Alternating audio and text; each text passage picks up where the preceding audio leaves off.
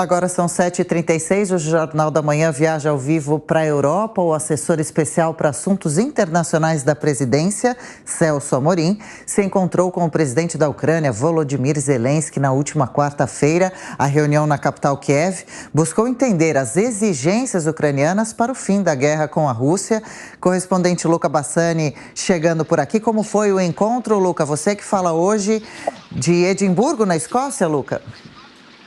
Não, hoje estou já de volta na Alemanha, Adriana. Estou em Frankfurt, no caminho de volta para casa, mas, novamente, as manchetes relacionadas à política externa brasileira falam sobre a viagem do enviado especial da diplomacia brasileira para a Ucrânia, Celso Amorim. Ele se encontrou com um dos principais diplomatas ucranianos, Andrei Melnik, que inclusive publicou uma foto no seu Twitter agradecendo a visita de Celso Amorim e dizendo que elogia a posição do Brasil em tentar construir pontes para acabar com este conflito. O Celso Amorim também se encontrou com o presidente Volodymyr Zelensky. Ele disse que foi um momento para uma conversa muito produtiva e também para criar confiança, mas não revelou maiores detalhes, porque, segundo ele, tudo isso será divulgado em uma nota oficial do governo em breve. A gente sabe que Celso Amorim, durante os últimos meses, tem sido bastante influente na política externa do presidente Lula. Esteve na Venezuela e depois esteve também na Rússia, em Moscou, onde se encontrou com o presidente Vladimir Putin e também o chanceler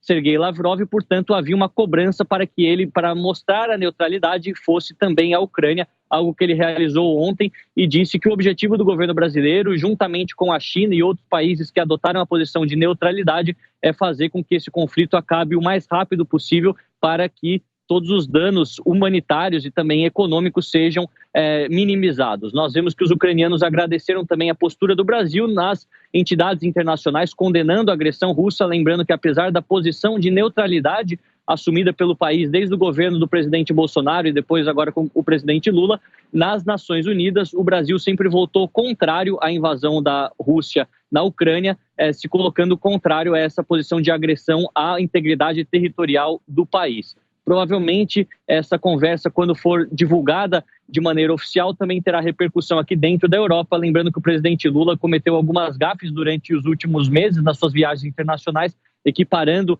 a posição de culpa de Ucrânia e Rússia, e também foi muito cobrado pelos países ibéricos quando visitou Portugal e Espanha, sob uma postura um pouco mais ligada ao direito internacional, ao que diz respeito à integridade territorial de cada um dos países. A gente vai continuar acompanhando, mas provavelmente essa viagem ainda dê bastante o que falar por aqui.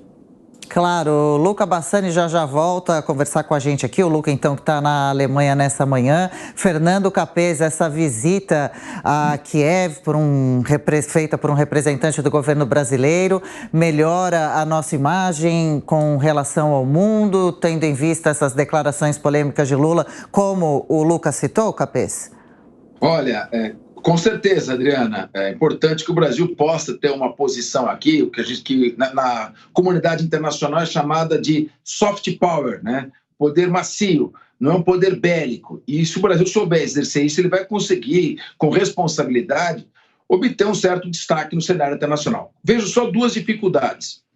A tragédia do povo ucraniano é de que a Ucrânia está sendo utilizada pelos Estados Unidos e pela OTAN numa guerra geopolítica contra a Rússia. Ou seja, a OTAN quer expandir suas forças até a fronteira com a Rússia. É claro, a Rússia não aceitou e a Ucrânia ficou no meio disso. E o Zelensky cumpre um papel. Ele é praticamente um representante de Joe Biden nessa proposta expansionista dos Estados Unidos, que comanda a OTAN. O resultado disso, até agora, 300 mil soldados ucranianos mortos, 10 milhões de ucranianos que já saíram do seu país, um país completamente destruído, e o único jeito de se obter a paz é que a Rússia se retire completamente do território ucraniano. E isso Putin não vai fazer. Ele ocupou a região de Donbás, ocupou a Crimeia e ele não retrocederá. Ele tem forças bélicas suficientes para manter esse poder. A grande mídia não está noticiando. Infelizmente, a Ucrânia não tem força para retomar essa contraofensiva. O tempo o dirá, não terá condições de fazer a Rússia retroceder. E não sei como vai se resolver essa questão. Infelizmente, o destino da Ucrânia está selado por uma manipulação feita pelos Estados Unidos e, é claro, uma reação extremamente agressiva da Rússia. Reação, repito, que os Estados Unidos já tiveram na invasão do Iraque e teriam se a Rússia fizesse a mesma coisa no México. Schelp. Eu vejo de uma maneira um pouco diferente do Capês essa questão do início da guerra e das responsabilidades dos Estados Unidos e da OTAN. Veja, não foi a OTAN que buscou trazer a Ucrânia para o seu meio. Não foram os Estados Unidos que tentaram cooptar a Ucrânia para se aliar a ela militarmente. Na verdade, foi o contrário.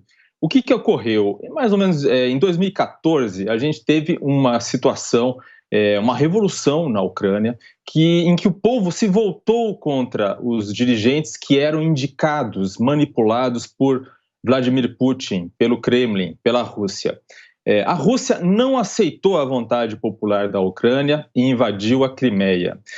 Por que aconteceu aquele caso? Porque o povo ucraniano queria se unir à União Europeia, queria fazer parte da Europa, não tinha nenhum pleito de fazer parte da OTAN naquele momento. Mas a reação russa foi tão violenta, invadindo um território ucraniano, que era a Península da Crimeia, que a partir daí o povo ucraniano passou a ser favorável à entrada na OTAN como uma forma de se proteger justamente da agressão russa.